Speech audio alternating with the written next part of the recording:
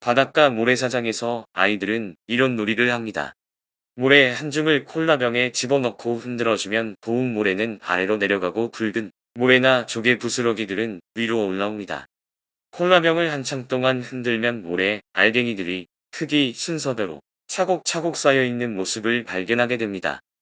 물리학자들은 이 현상을 브라질 땅콩 효과라고 부릅니다. 여러 종류의 땅콩들을 한데 섞어 놓은 땅콩 믹스캔을 사서 뚜껑을 열어보면 항상 가장 큰 브라질 땅콩이 맨 위에 올라와 있는 것에서 힌트를 얻어 붙여진 이름입니다. 흔들수록 알갱이의 크기별로 층이 형성되는 이 현상은 얼핏 보기에 열역학 제2법칙을 위배하는 것처럼 보입니다.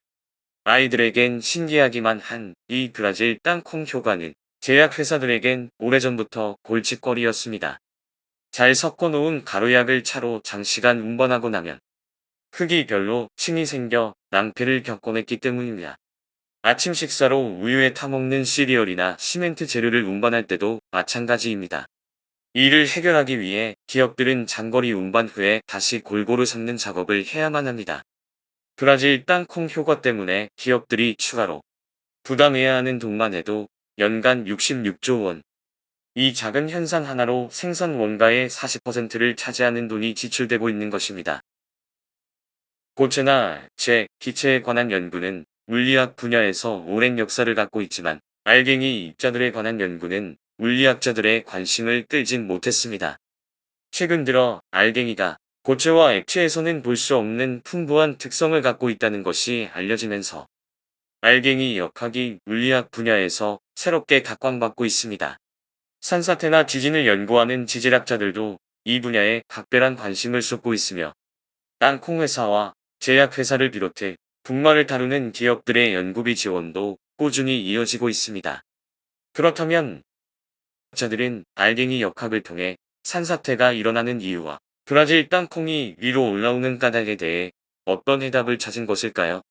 그들은 과연 모래, 알갱이와 땅콩들 속에서 무엇을 발견한 것일까요? 브루케이븐 국립연구소에 있었던 박 박사는 한 줌의 모래가 만들어내는 패턴 속에서 자기 조직화된 임계성이라는 현상을 발견해 일약 스타가 된 덴마크 물리학자입니다. 이 현상은 많은 물리학자들을 해변에 앉아서 노는 어린아이들 마냥 신기하게 만들었습니다. 바닥을 깨끗이 한 후 모래를 일정한 속도로 조금씩 쏟아 부어 봅시다. 그러면 모래들은 처음 떨어진 곳에 그대로 멈춰 조금씩 쌓이면서 산 모양의 작은 모래 더미를 만듭니다. 시간이 흘러 모래 더미가 어느 정도 경사를 이루게 되면 모래의 알갱이들은 경사면을 타고 조금씩 흘러내리게 됩니다. 일정한 속도로 모래를 계속 부어주면 쏟아지는 모래와 산사태로 떨어지는 모래의 양이 평균적으로 균형을 이루면서 모래 더미가 일정한 각도의 더미를 이루게 됩니다. 이때 만들어진 각도를 정지각이라 부릅니다. 흥미로운 사실은 정지각이 모래 더미의 크기와는 상관없이 모래의 특성에 따라 항상 일정한 값을 가지며 모래를 아무리 더 부어도 모래 더미는 스스로 일정한 각도의 모래 더미를 계속 유지하려고 한다는 것입니다. 정지각보다 작으면 모래가 계속 쌓이고 정지각보다 크면 옆으로 계속 흘러내려서 일정한 각도의 모래 더미를 계속 유지한다는 것입니다. 이 상태를 임계 상태라고 부릅니다. 시카고 대학의 하인리 제거 교수와 그의 동료들은 모래를 계속 쏟아부으면 모래 더미 경사면의 얇은 위층은 마치 액체처럼 흘러내리고 안쪽은 고체처럼 고정된 상태를 유지한다는 사실을 알아냈습니다. 제거 교수가 찍은 모래 더미가 흘러내리는 사진은 1996년 4월 물리학 저널 피직스 투데이의 표지를 장식해 큰 화제가 되기도 했습니다. 이 사진은 물리학자들에게 모래시계의 수수께끼를 푸는 중요한 실마리를 제공해 주었습니다.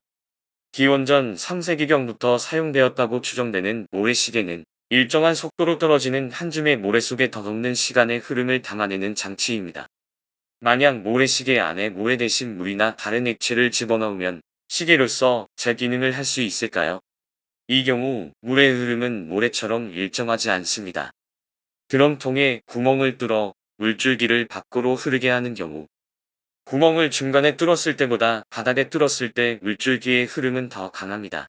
이처럼 액체는 위에서 누르는 압력에 따라 물줄기의 속도가 달라집니다. 따라서 모래시계를 물로 채울 경우 물시계의 물줄기는 시간이 갈수록 점점 가늘어질 것입니다. 또 물이 거의 다 떨어질 무렵 마지막 남은 한 방울은 표면 장력에 의해 떨어지지 않고 그대로 맺혀 있을 가능성이 높습니다. 결국 모래시계는 모래를 사용했기에 가능했던 발명품인 것입니다. 그렇다면 모래는 어떻게 위에서 누르는 모래의 양에 상관없이 일정한 흐름을 만들 수 있는 것일까요? 다음 영상은 모래시계와 모래성입니다.